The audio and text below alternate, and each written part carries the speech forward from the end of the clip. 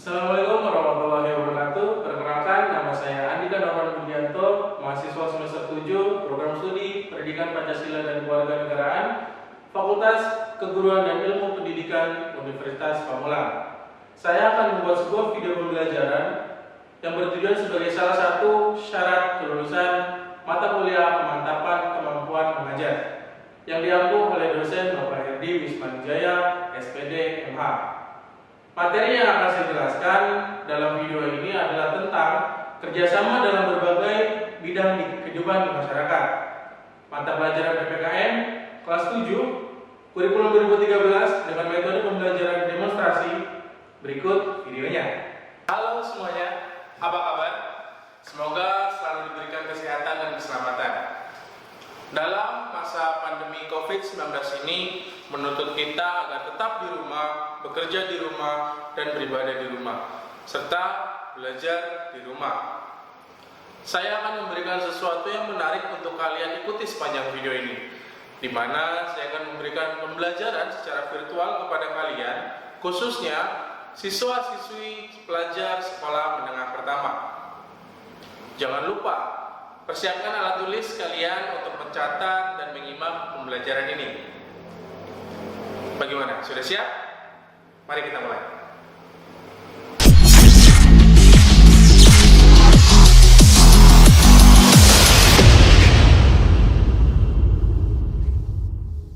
Kita akan belajar mengenai kerjasama dalam berbagai bidang kehidupan di masyarakat. Perlu kalian ketahui tujuan pembelajaran ini adalah yang pertama, mensyukuri makna kerjasama dalam berbagai bidang kehidupan di masyarakat. Yang kedua, memahami makna dan pentingnya kerjasama dalam berbagai bidang di masyarakat. Yang ketiga, mendukung bentuk-bentuk kerjasama. Yang keempat, mengidentifikasi bentuk-bentuk dari kerjasama. Dan yang kelima, menganalisis dan menunjukkan bentuk kerjasama. Bagaimana? Sudah paham ya tujuan pembelajaran kita? Lanjut. Menurut kalian, arti dari kerjasama itu apa sih? Kerjasama adalah suatu kegiatan atau usaha yang dilakukan oleh beberapa orang atau kelompok untuk mencapai suatu tujuan bersama. Mengapa ada kerjasama? Karena manusia telah ditakdirkan untuk menjadi makhluk sosial. Menjadi makhluk sosial, manusia juga dituntut untuk selalu memperhatikan kepentingan orang di sekitarnya. Dengan jiwa sosial inilah timbul akan pencapaian tujuan bersama dengan orang lain dan disebut dengan kerjasama. Berikut merupakan contoh video kerjasama.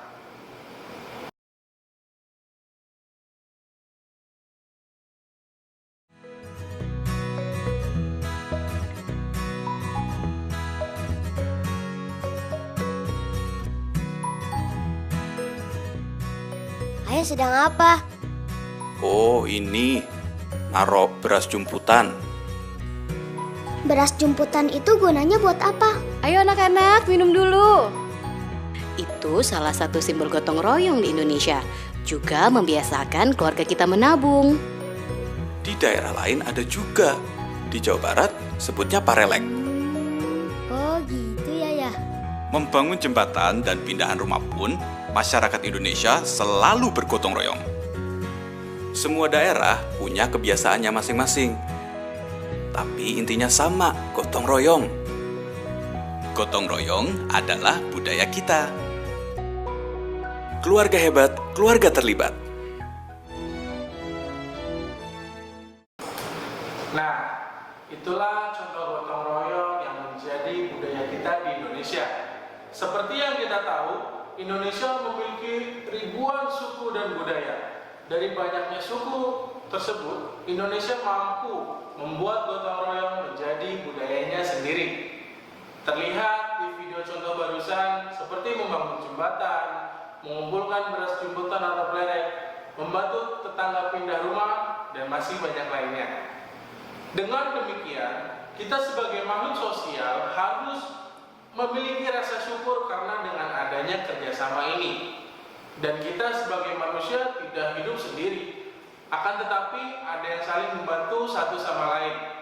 Jadi Penting kan kerjasama dalam berbagai kehidupan di masyarakat?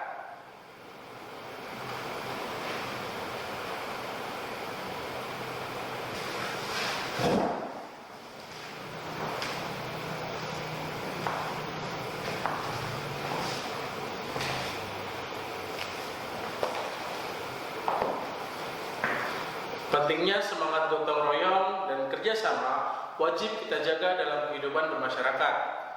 Dengan adanya semangat gotong royong dan kerjasama, kita juga mempercepat terwujudnya cita-cita bangsa Indonesia. Kalian tahu cita-cita bangsa Indonesia? Cita-cita bangsa Indonesia ada tertulis pada alinea keempat pembukaan Undang-Undang Dasar 1945 yang berbunyi, kemudian daripada itu, untuk membentuk suatu pemerintahan negara Indonesia yang melindungi segenap bangsa Indonesia dan seluruh tumpah darah Indonesia untuk memajukan kesejahteraan umum, mencerdaskan kehidupan bangsa, dan ikut melaksanakan ketertiban dunia yang berdasarkan kemerdekaan, perdamaian abadi, dan keadilan sosial. Maka disusunlah kemerdekaan kebangsaan Indonesia itu dalam suatu Undang-Undang Dasar Negara Indonesia yang terbentuk dalam suatu susunan negara Republik Indonesia yang berkedaulatan rakyat dengan berdasarkan kepada ketuhanan yang Maha Esa, kemanusiaan yang adil dan beradab, persatuan Indonesia, dan kerakyatan yang dipimpin oleh hikmat kebijaksanaan dalam permusyawaratan perwakilan, serta dengan mewujudkan suatu keadilan sosial bagi seluruh rakyat Indonesia. Adakah hubungan antara cita-cita bangsa Indonesia dengan kerjasama? Simak baik-baik. Tujuan atau cita-cita bangsa sudah dibuat sejak berdirinya Negara Kesatuan Republik Indonesia. Tentu dengan konsep kerjasama dan pola pikir para tokoh pahlawan bangsa yang berjuang dalam terwujudnya tatanan negara Republik Indonesia. Dalam penjabarannya, cita-cita bangsa Indonesia sebagai berikut. Yang pertama, melindungi segenap bangsa Indonesia dan seluruh tumpah darah Indonesia. Dapat kita maknai sebagai warga negara Indonesia untuk saling gotong royong dalam menjaga keutuhan Negara Kesatuan Republik Indonesia dan membela negara untuk saling bahu-membahu dalam menjaga Negara Kesatuan Republik Indonesia. Seperti contoh video berikut ini.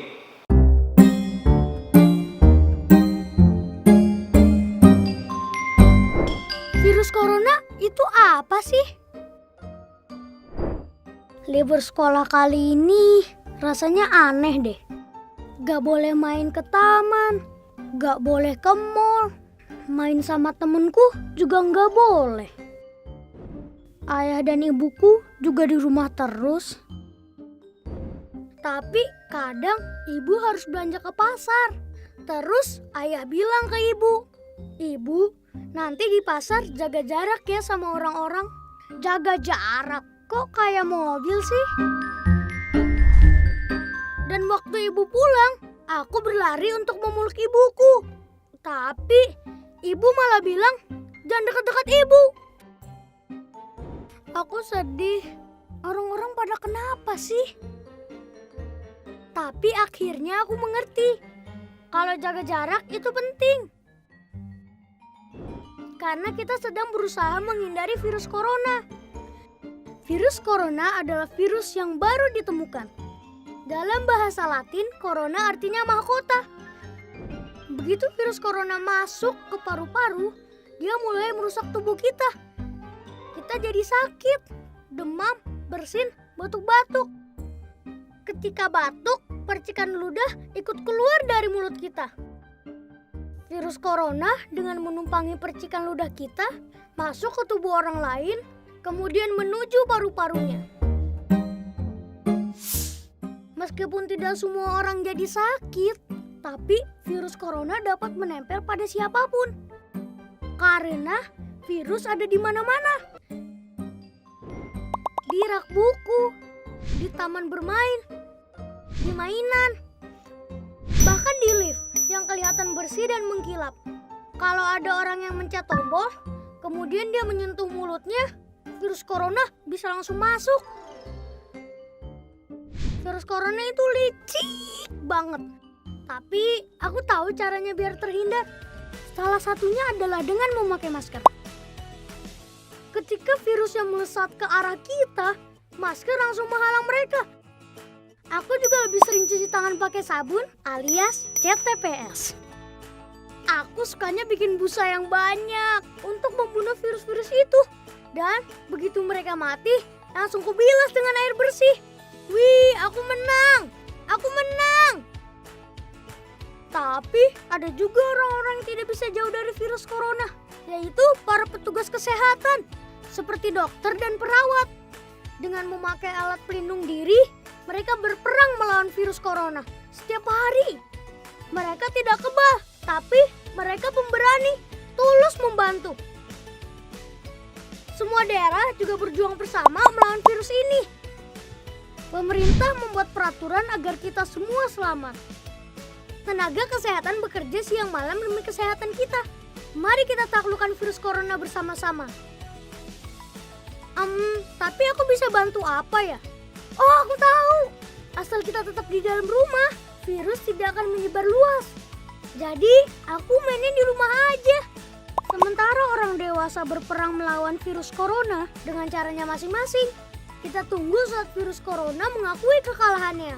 Wah, jadi aku bisa main lagi.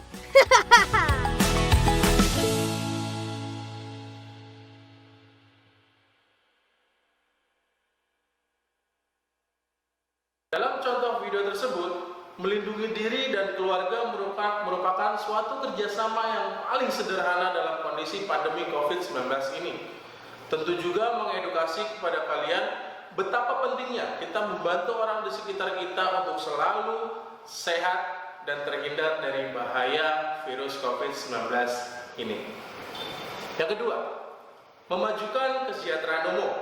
Selain bergotong royong dalam menjaga keutuhan NKRI, sebagai warga negara juga bekerja sama dalam membangun kesejahteraan secara bersama-sama.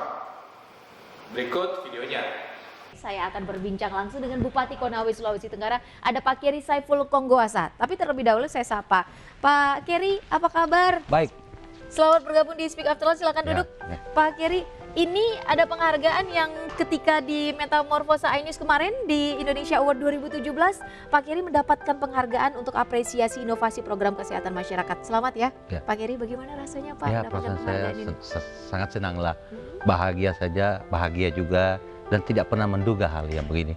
Ini yang membuat motivasi saya untuk bekerja lebih tingkatkan lagi apa yang kita sudah capai, kita akan tingkatkan terus. Tapi warga sudah mengetahui Bapak mendapatkan penghargaan Saya untuk kurang tahu lah, apresiasi. tapi dengan pemberitaan, mudah-mudahan warga, karena saya tipenya orang tidak mau apa yang saya lakukan, yang penting dampaknya saya yang untuk terima. kebaikan warga Kabupaten Ya. Konawe. Baik, kita ngobrol mengenai inovasi program kesehatan masyarakat, Pak. Jadi mengapa fokusnya di bidang kesehatan? Begini Bu, saya sejak dilantik diberi amanat oleh masyarakat Kabupaten Konawe untuk memimpin Konawe, yang saya lihat ini bagaimana kita berbicara sejahtera.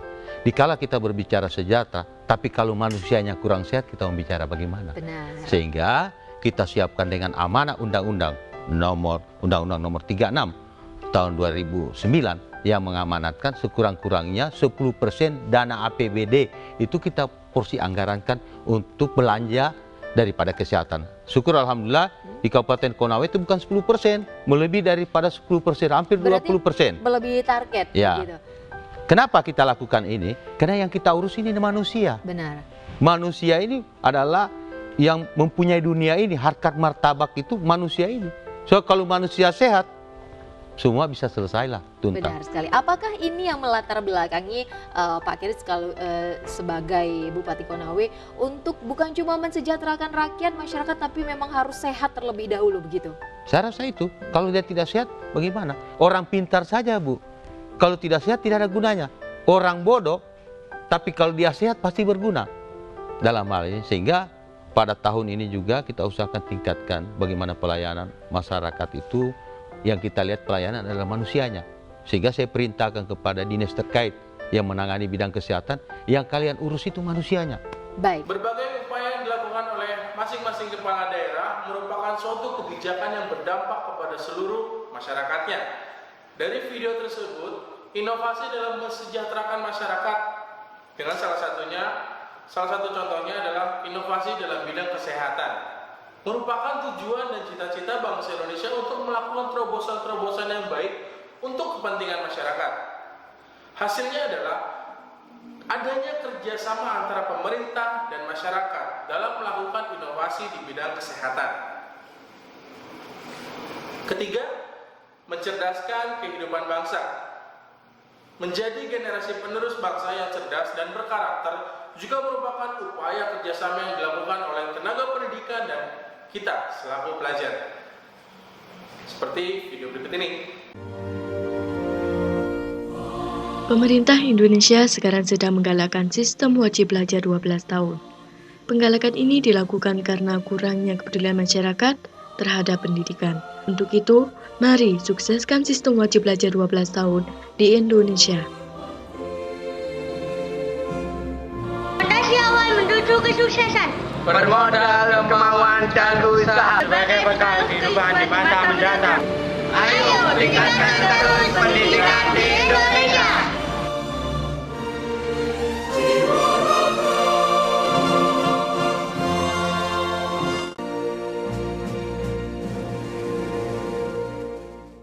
Upaya dalam penanganan masalah kepedulian terhadap pendidikan, pemerintah menetapkan wajib belajar 12 tahun supaya mengurangi dampak masalah terhadap pendidikan. Dalam video tersebut adalah suatu ajakan kepada seluruh masyarakat tentang betapa pentingnya wajib belajar selama 12 tahun. Dengan ajakan tersebut juga merupakan upaya kerjasama antara pemerintah dan masyarakat untuk peduli dan penting dalam pendidikan bagi generasi penerus bangsa dan menciptakan putra-putri terbaik bangsa. Ya, seperti kalian yang telah sekolah dan mengikuti pembelajaran kali ini. 4. Ikut melaksanakan ketertiban dunia berdasarkan kemerdekaan, perdamaian abadi, dan keadilan sosial. Indonesia juga harus mampu ikut melaksanakan perdamaian dunia, mampu menegakkan hukum dan berjuang dalam mensejahterakan dan mengikuti arus global yang semakin hari semakin besar. Seperti video berikut ini.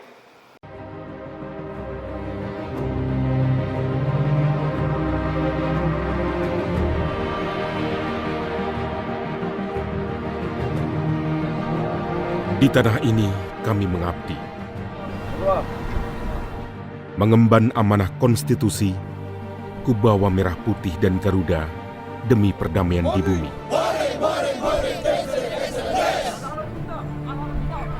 Walau ancaman nyawa sebagai taruhannya, kami tetap berdiri mengangkat harkat dan martabat pasukan perdamaian dunia.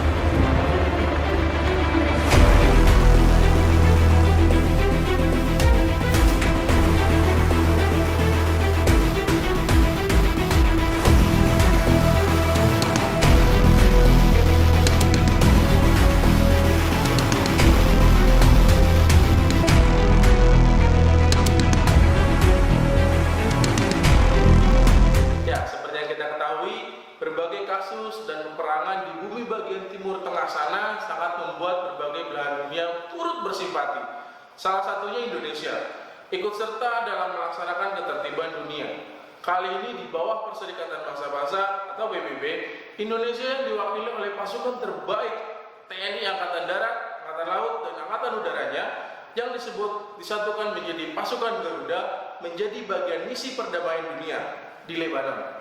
Ini merupakan kerjasama yang dilakukan dalam penanganan ketertiban dan perdamaian antar negara. Sudah paham dan lebih tahu kan tentang makna dan pentingnya kerjasama? Baiklah, tadi makna kerjasama sudah. Terus pentingnya kerjasama dalam kehidupan masyarakat juga sudah. Sekarang coba kita lihat manfaatnya apa sih kerjasama itu? Manfaat kerjasama adalah yang pertama, cita-cita, target, tujuan maupun keuntungan yang diinginkan akan lebih cepat tercapai. Yang kedua, menumbuhkan sikap semangat persatuan. Yang ketiga, pekerjaan yang sedang dihadapi akan menjadi lebih mudah. Yang keempat, pekerjaan yang sedang dihadapi akan lebih cepat selesai. Yang kelima, menumbuhkan rasa persaudaraan yang lebih erat. Yang keenam, melatih diri sendiri menjadi lebih menghargai orang lain. Yang ketujuh, melatih pribadi untuk menghargai perbedaan. Yang kedelapan, melatih pribadi untuk dapat mengeluarkan pendapat, saran, dan kritik. Banyak kan manfaatnya kerjasama itu. Lalu, sebagai pelajar, dengan situasi pandemi COVID-19 ini, kita juga dapat menerapkan kerjasama tentang bagaimana cara mencegah dan tetap mengikuti arahan terkait situasi saat ini.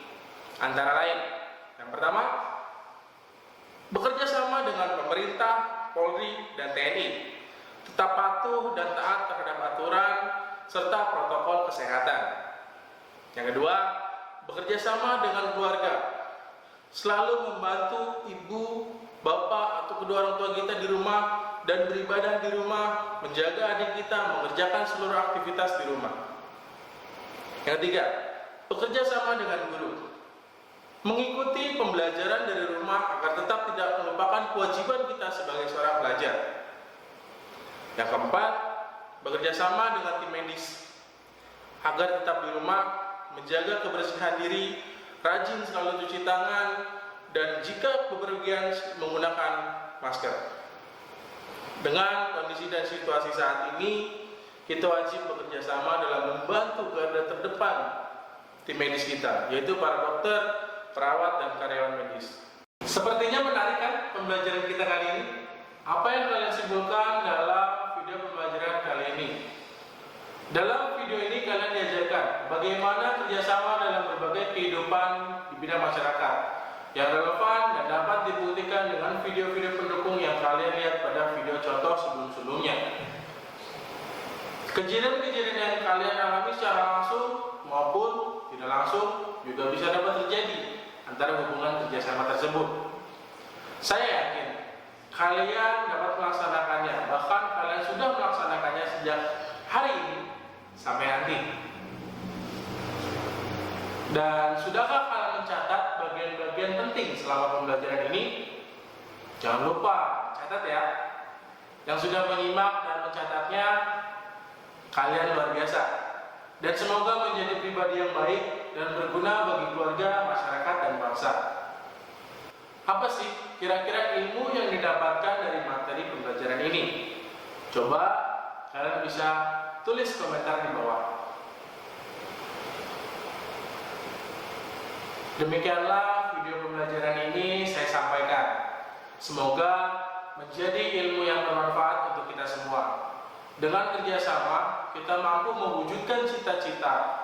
Maka dengan kita belajar, bekerja sama, akan terus melakukan proses menuju cita-cita. Jadilah pelajar yang baik, rendah hati, dan selalu belajar dalam kondisi apapun dan dimanapun. Sampai bertemu dalam pembelajaran berikutnya. Wabillahi taufiq wal hidayah. Wassalamualaikum warahmatullahi wabarakatuh.